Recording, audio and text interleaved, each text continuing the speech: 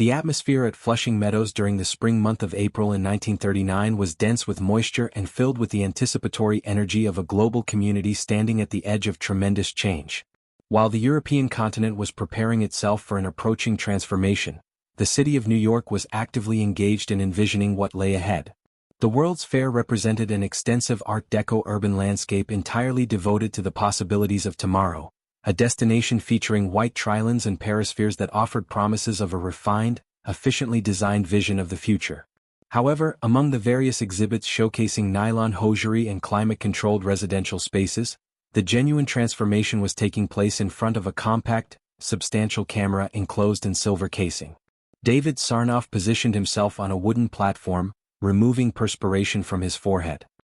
He was a gentleman of modest stature, impeccably attired in a three-piece suit that appeared designed to withstand the warmth. His background was not in engineering or scientific research. He held the position of president at the Radio Corporation of America, and he conducted himself with the composed, authoritative demeanor of a commanding military officer. He directed his gaze into the glass lens of the iconoscope camera, a mechanical optical instrument that was prepared to transmit his visual appearance through the invisible medium of radio waves. Several miles distant, in the dimly lit viewing chambers of Rockefeller Center, and within a select number of department store display windows, several hundred individuals gathered closely around wooden cabinet structures. Within these cabinets, small cathode ray tubes measuring barely 5 inches in width flickered with an ethereal greenish-blue luminescence. As Sarnoff commenced speaking, his facial image materialized on those diminutive screens. The audio component was recognizable, as radio had been the auditory backdrop of American existence for 2 decades, but the visual element was extraordinary. Now we add radio sight to sound, Sarnoff proclaimed with conviction. His vocal delivery was composed and steady, notably absent of the sense of amazement that the moment might have warranted. He was not demonstrating an illusion or entertainment. He was making an official announcement.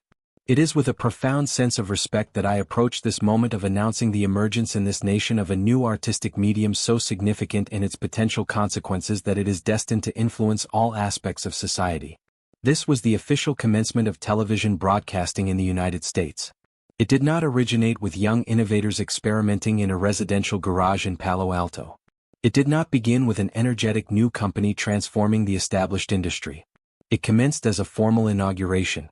The Radio Corporation of America was already the most influential media organization on the planet. They possessed ownership of the radio networks that connected the entire continent. They held the patents that enabled the radios to function properly. And now Sarnoff was declaring ownership over the visual attention of the nation. To fully understand the significance of this moment, one must recognize the sheer dominance and reach of the Radio Corporation of America. During the 1930s and 1940s, this organization was not merely a commercial brand. It was the foundational infrastructure of communication reality. They represented the Google, the Apple, and the Comcast of their historical era, all combined into one comprehensive unified organization. If a broadcast signal traveled through the atmosphere, the Radio Corporation of America most likely possessed ownership of the transmitter from which it originated, the patent for the vacuum tube that strengthened it, and the broadcasting network that scheduled its content. David Sarnoff, the primary architect of this communications empire, was an individual who maintained belief in the absolute authority of the broadcast signal. His personal history was a combination of determination and carefully constructed narrative, a Russian immigrant who had ascended from the economically disadvantaged neighborhoods of the Lower East Side. He had begun his career as a telegraph operator. He famously maintained that he had operated the Marconi wireless station positioned atop the Wanamaker department store for 72 continuous hours during the maritime disaster involving the Titanic, coordinating the communication flow of names of those who survived. Whether this account was entirely accurate or enhanced over time is not the primary concern. Sarnoff embraced it as truth. He perceived himself as the guardian of information flow. He maintained the belief that the airwaves represented a chaotic environment that required a capable leader to navigate successfully. The television broadcasting system he presented to the public in 1939 was the result of millions of dollars invested in research and development and a determined approach to addressing competitors. The Radio Corporation of America did not employ gentle business practices. When an inventor named Philo Farnsworth, an individual from rural Utah, actually discovered the solution for electronic television first, Sarnoff did not offer congratulations. He invested years in legal proceedings attempting to challenge Farnsworth's patents, declining to compensate royalties until he had absolutely no alternative remaining. Sarnoff maintained the belief that television belonged to the Radio Corporation of America as a matter of natural order. The technology itself represented a remarkable achievement of intensive engineering. The camera into which Sarnoff spoke utilized an electron beam to scan the visual image, transforming light into electrical impulses. These impulses were broadcast through the air to a receiving antenna, then decoded by the receiver positioned in the residential living room. The electron gun positioned in the rear section of the television set would create the image onto the phosphorescent screen, line by line, 30 times each second. It was an intense, precise interaction of physics that created an optical illusion for the human eye perceiving motion. However, in 1939 the public response was varied. The television sets were extremely expensive, costing as much as an automobile. The picture was small in size and frequently unclear. And naturally, the approaching situation of the Second World War meant that the manufacturing facilities in Camden, New Jersey would soon transition from producing televisions to manufacturing radar systems and radio detonation devices. The promised world of tomorrow would need to be postponed. Nevertheless, the foundation had been established. Sarnoff had looked into the glass optical instrument and offered the world the promise that geographic distance was no longer a barrier. He had promised that eventually every household in America would possess a viewing window that looked out onto the entire planet. He was accurate in his prediction, naturally. However, what he could not perceive from that platform position in Flushing Meadows was the challenging circumstances that lay concealed in the very dominance he had constructed. The Radio Corporation of America was an organization built on the command and control organizational model. It was a protected fortress. The innovation occurred in the laboratories of Camden and Princeton under the direction of the leader himself. It was a hierarchical system that functioned effectively when the objective was to dominate a known territory like radio broadcasting or black and white television. However, technological empires are delicate structures. They are vulnerable to a specific type of limited vision, the conviction that because you created the present technological landscape, you automatically possess ownership of the future. The glass eye of the television camera would eventually transmit the Vietnam War, the moon landing achievement, and the conclusion of the Berlin Wall into the American residential living room. It would transform the manner in which citizens vote, the way they make purchases, and the way they process information. However, the organization that constructed the optical instrument would eventually experience a loss of its innovative vision. The challenging situation of the Radio Corporation of America is the narrative of a leader who occupied a position of authority built upon vacuum tubes, so thoroughly convinced of his own permanence that he did not notice when the electronics transformed to solid-state components, and the world he governed began to shift fundamentally beneath his foundation. The quietness that followed Sarnoff's speech in 1939 was the silence of anticipation held within. The moment before the broadcast signal became active and transformed the human experience permanently. However, even the most powerful signal eventually diminishes into static interference. If the World's Fair represented the public ceremony, the manufacturing facility in Camden, New Jersey was the operational center.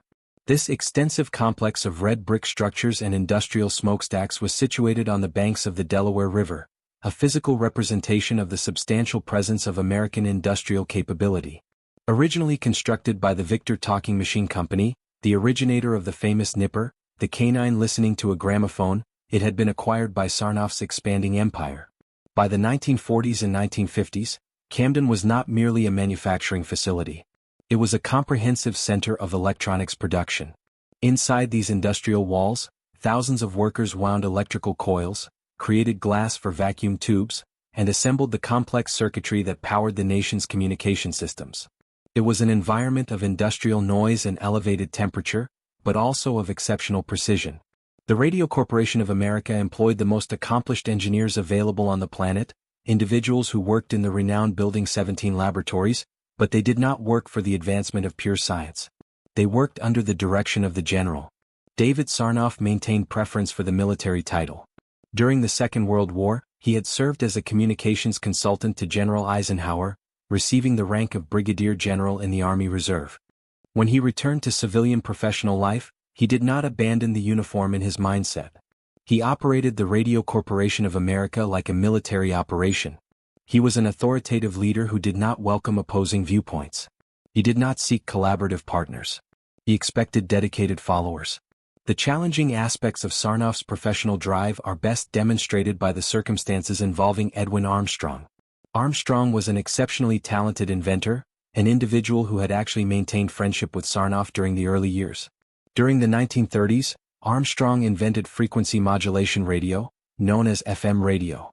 It was a superior technology compared to the existing amplitude modulation radio. It was free from interference, offered high-fidelity sound, and was remarkably clear. It represented the future of radio broadcasting. However, Sarnoff encountered a significant concern. The Radio Corporation of America had built its financial success on amplitude modulation radio patents and the NBC radio network, which operated on amplitude modulation. If frequency modulation succeeded commercially, it would render Sarnoff's empire technologically outdated. A different chief executive officer might have welcomed the innovation enthusiastically. Sarnoff determined to prevent its success. He utilized his substantial legal and political influence to persuade the Federal Communications Commission to relocate the frequency modulation frequency spectrum, immediately rendering all of Armstrong's existing radios inoperable. He prevented the technology from flourishing to preserve his commercial dominance. Armstrong, deeply affected by years of legal proceedings and the disappointment from his former friend, put on his coat and hat one day in 1954 and exited through the window of his 13th-story apartment. Sarnoff sent a respectful note of sympathy, then proceeded to eventually implement frequency modulation on his own conditions. With the radio technology situation resolved, Sarnoff directed his attention toward the next competitive arena, color television broadcasting. In the later years of the 1940s, a competing network, CBS, had developed a system for color television transmission. It functioned properly, but it was mechanically cumbersome. It used a rotating mechanical wheel of red, blue, and green color filters positioned in front of the camera and the television receiving set. It produced a visually appealing picture, but it had a significant limitation. It was not compatible with the millions of black and white sets already present in American households. If CBS achieved success, every existing television would cease to function. Sarnoff perceived this as a fundamental threat to his organization. He could not permit a competing company to establish the industry standard. He issued a directive to his engineers in Camden and Princeton that is now considered legendary in the history of corporate pressure and expectations. He instructed them to create an electronic color system that had no mechanical moving parts and was backward compatible, meaning a color broadcast transmission could still be viewed in black and white on an older set. And he instructed them to accomplish it with immediate urgency. The color television competition was an intensive effort. Engineers at the Radio Corporation of America worked 18-hour daily shifts. They rested on cots in the laboratory facilities. Sarnoff invested millions of dollars into the project, essentially wagering the financial stability of the organization on a physics challenge that had not been resolved yet. He influenced the Federal Communications Commission, creating delays in their approval of the CBS system to provide his team additional time. The outcome was the shadow mask picture tube innovation. It was an extraordinary achievement of precision manufacturing. Inside the glass screen were thousands of tiny clusters of red, green, and blue phosphor dots. Behind them was a metal sheet with thousands of tiny perforations. 3 electron guns fired from the rear section of the tube, directing through the holes to strike the exact correct dots. If the alignment was inaccurate by a fraction of a millimeter, the colors would blend incorrectly. It was extraordinarily challenging to manufacture successfully, but it was electronic, compatible with existing sets, and purely developed by the Radio Corporation of America. In 1953, the Federal Communications Commission reversed its previous determination and adopted the RCA standard known as NTSC for the entire United States. Sarnoff had achieved success. He had influenced the world to perceive color his preferred way. The 1960s represented the period of greatest strength and stability for the Radio Corporation of America empire. They were commercially dominant. They owned NBC, which brought popular programs like Bonanza and Star Trek into living rooms in vibrant color. They owned the Hertz rental car company. They owned substantial real estate holdings. They owned the recording contracts of Elvis Presley and Arturo Toscanini. The manufacturing facility in Camden was producing millions of color television sets, and the Nipper dog in the stained glass tower looked out over a city that operated with economic prosperity. However, absolute market dominance creates substantial blind spots. Sarnoff, surrounded by agreeable associates and existing in an environment of his own perceived greatness, began to maintain belief that the Radio Corporation of America could influence any market to conform to its preferences. He believed that engineering capability and resources could resolve any challenge. He did not recognize that the world was becoming more flexible, more focused on consumer preferences, and less respectful of established giants. The general passed away in 1971. He left behind a protected fortress with substantial barriers. However, he also left behind an organizational culture that did not understand how to operate without an authoritative director. The engineers understood how to follow instructions, but they had lost the ability to imagine freely. And in the leadership vacuum left by the general's passing, a new type of competitor was emerging in the eastern regions. Companies like Sony and Panasonic that did not concern themselves with backward compatibility or patent control structures. They focused on making products smaller, more affordable, and of superior quality. The fortress was structurally sound, but the entry points were not adequately monitored. And the most significant challenge in the history of consumer electronics was already being planned in the laboratories, awaiting an approval that should not have been granted. The passing of David Sarnoff in 1971 was not simply the conclusion of an individual's life. It was the removal of the stabilizing force from a massive top-heavy organizational structure. The general had been an authoritative leader, certainly, but he was an authoritative leader with a clear vision. He understood the identity of the Radio Corporation of America. It was an electronics organization. Without his guidance, the board of directors experienced the prevailing corporate tendency of the 1970s, organizational diversification. This was the era of the conglomerate business model. The executives in the Rockefeller Center boardroom stopped examining circuit diagrams and started examining diverse business portfolios. They convinced themselves that because they were accomplished at manufacturing televisions, they would also be accomplished at renting automobiles, producing carpets, and processing frozen food products. The Radio Corporation of America acquired Hertz. They acquired Gibson greeting cards. They acquired Banquet Foods. It was a concerning development. The organization that had invented the camera tube that observed the world was now concerning itself with the profit margins on frozen prepared meals. However, amidst this loss of organizational identity, there remained one significant focus, one final aspiration that Sarnoff himself had authorized before he passed away. It was the aspiration of recorded television content. The general had dominated the broadcast airwaves, but he was dissatisfied that the broadcast signal was temporary. Once a program aired, it disappeared. He wanted to provide the consumer the capability to possess a video recording just as they possessed a phonograph record. He wanted to distribute motion pictures on a disc format. This project was given the name SelectaVision. It would become the most expensive, commercially unsuccessful, and professionally disappointing consumer product endeavor in the history of the 20th century. It was a project driven not by market understanding, but by pure organizational overconfidence.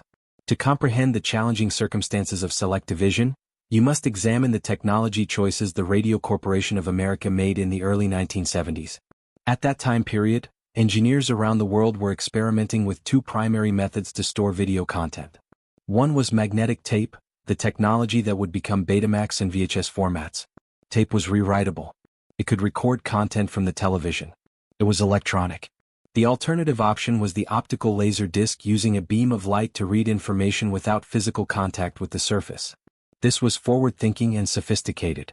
The Radio Corporation of America, in its substantial self-assurance, declined both options.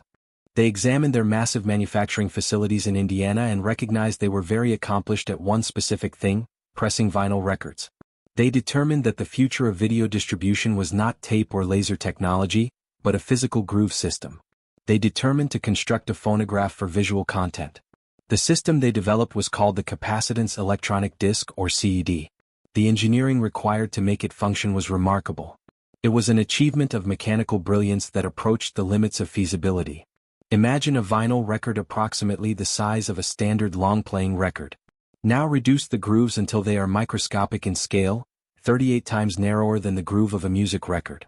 The spiral groove on a single side of a video disc was 12 miles in length. To read this groove, the Radio Corporation of America developed a diamond stylus that was sharper than a surgical needle. The disc had to rotate at 450 revolutions per minute, 10 times faster than a standard turntable. The stylus physically traveled in the groove, detecting changes in electrical capacitance to reconstruct the visual picture. It was a delicate, remarkably precise mechanism. Because the grooves were so small in scale, a single particle of dust would appear massive to the stylus. A fingerprint would compromise the playback quality. So the Radio Corporation of America had to encase every single motion picture in a substantial plastic caddy. You could not make physical contact with the disc. You had to insert the entire caddy into the player, which would then mechanically extract the disc inside the machine. The engineers at the David Sarnoff Research Center in Princeton invested 15 years perfecting this technology. They resolved challenges that should not have existed. They invented new lubricating substances. They invented new plastic materials. They worked with devoted dedication, maintaining belief they were constructing the next color television breakthrough.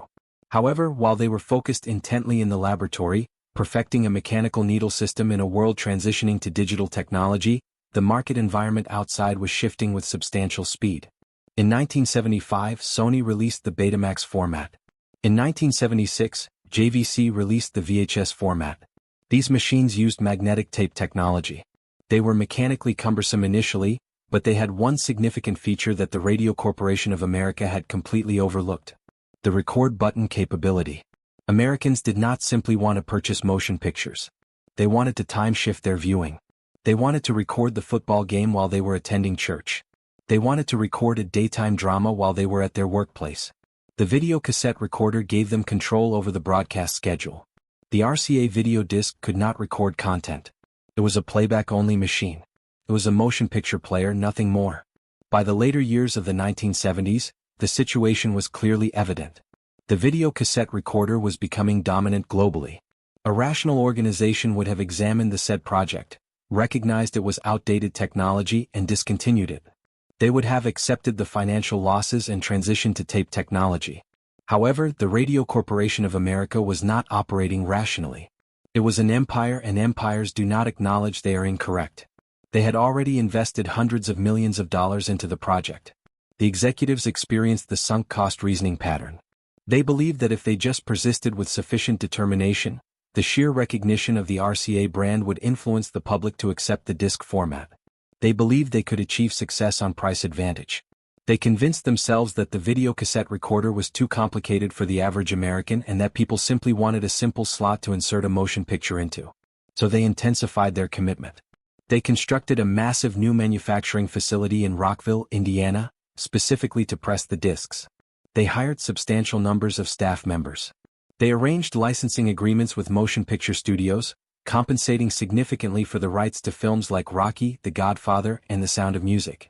The launch date was established for March of 1981. The marketing budget was substantial. They called it the Manhattan Project of Consumer Electronics. The financial investment for the development was estimated at nearly $600 million. Adjusted for inflation, that represents billions. It was a commercial risk that would create anxiety for any business decision maker. When the SelectaVision player finally reached retail shelves, the reception was notably quiet. It cost $500, more affordable than a video cassette recorder, but not affordable enough to matter significantly. The picture quality was acceptable but not exceptional. However, the user experience was frustrating. The motion pictures were often distributed across two sides of the disc. Halfway through viewing The Godfather, you had to rise from your seat, walk to the television, eject the caddy, flip the disc over, and reinsert it. It interrupted the viewing immersion. It felt outdated.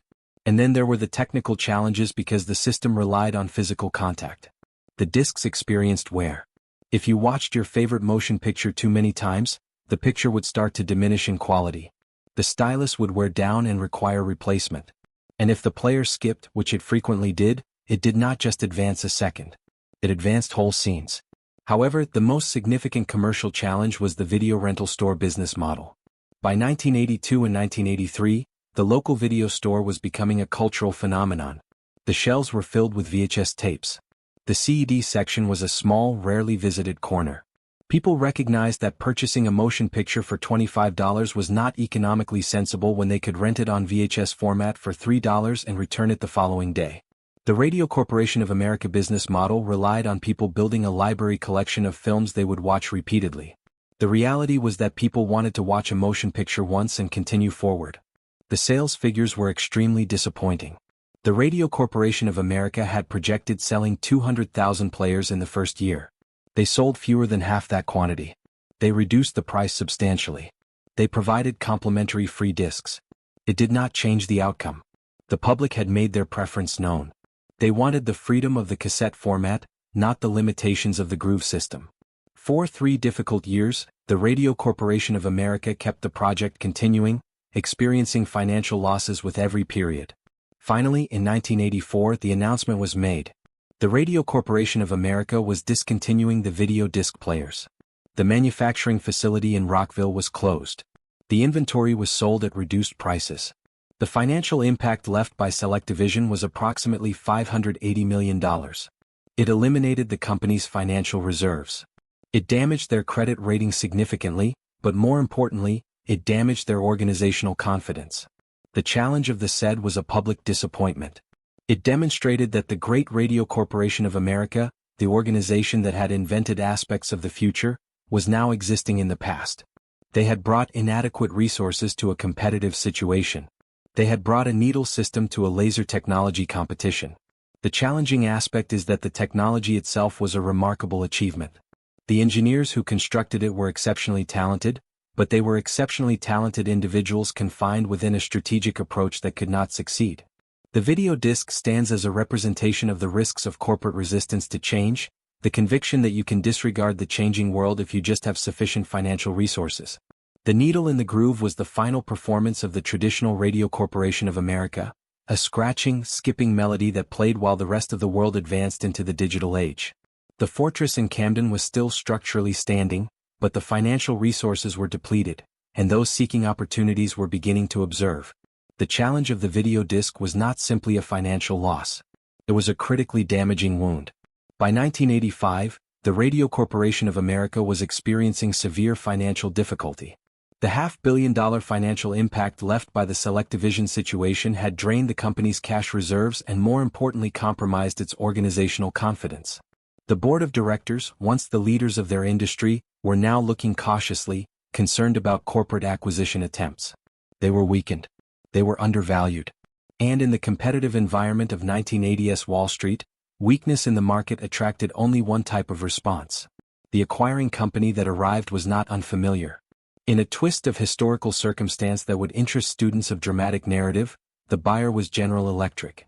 To appreciate the significance of this, one must remember that General Electric had actually founded the Radio Corporation of America in 1919 at the request of the United States government to keep radio patents in American hands. They had been required to divest it years later due to antitrust regulations. Now 60 years later, the parent organization was returning to acquire the former subsidiary. However, this was not the benevolent General Electric of Thomas Edison. This was the General Electric of Jack Welch. Jack Welch was the chief executive officer of General Electric and he was the representation of a new focused style of American business management. He earned the nickname Neutron Jack, a reference to the neutron weapon, a device designed to affect people but leave the physical structure standing. Welch did not believe in organizational loyalty. He did not believe in historical legacy. He believed in shareholder value, pure and direct. His management philosophy was focused. If a business division was not number 1 or number 2 in its market, improve it, divest it, or discontinue it. In late 1985, the transaction was completed. General Electric acquired the Radio Corporation of America for just over $6 billion. It was the largest non-petroleum merger in history at that time. To the public it was present.